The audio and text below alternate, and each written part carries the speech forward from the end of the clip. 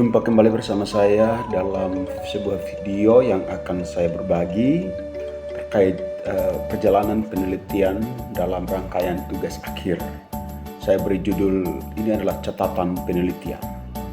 Dalam rancangan studi S3, Beta akan meneliti tentang gereja digital dan kosmologi atau method. Beta kemudian mempersiapkan diri untuk tugas itu. Beta siapkan proposal didampingi oleh tim promotor dan kemudian diuji oleh 3 penguji hebat dan juga catatan-catatan tambahan dari tim promotor. Singkat cerita, Beta diizinkan untuk melakukan penelitian baik secara virtual maupun secara langsung di beberapa daerah Pulau Timor. Beta kemudian melakukan catatan etnografis secara virtual maupun catatan etnografi dari Tanah Timor. Melalui ruang virtual, Beta jumpai loncatan-loncatan instrumen yang digunakan oleh Atoin Meto dalam mengekspresikan diri. Beta ingat ketika pertama kali Beta di Makassar, Beta lihat ada seorang senior yang berkomunikasi dengan menggunakan HP yang besarnya mirip-mirip HT yang sering Beta lihat Pak Polisi pakai di Beta kampung. Saat itu Beta pikir dalam hati, mungkinkah suatu saat Beta dapat itu HP? Pertanyaan yang sama dilontarkan oleh sebagian besar anak-anak Timor, baik yang merantau maupun yang ada di Pulau Timor. 20-an tahun kemudian, Beta justru menjumpai penggunaan alat elektronik, secara khusus HP oleh anak-anak Timor, atau dalam lokus penelitian Beta adalah Atoin Meto yang begitu luar biasa.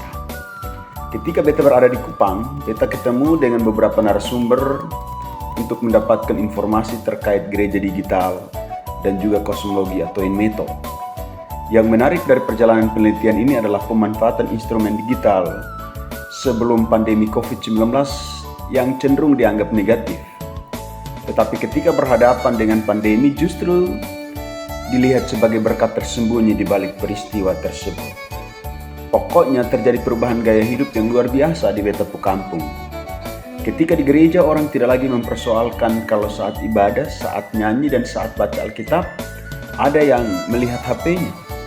Beta yakin semua yang hadir dalam ibadah sudah mulai maklum bahwa yang melihat HP pasti menyanyi atau membaca Alkitab elektronik.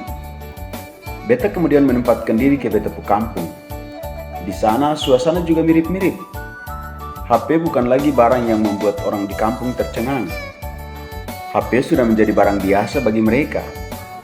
Bahkan Beta mengikuti postingan dari beberapa anggota keluarga yang memanfaatkan FB atau WA atau Instagram untuk promosi hasil tenunan, bahkan hasil kebun.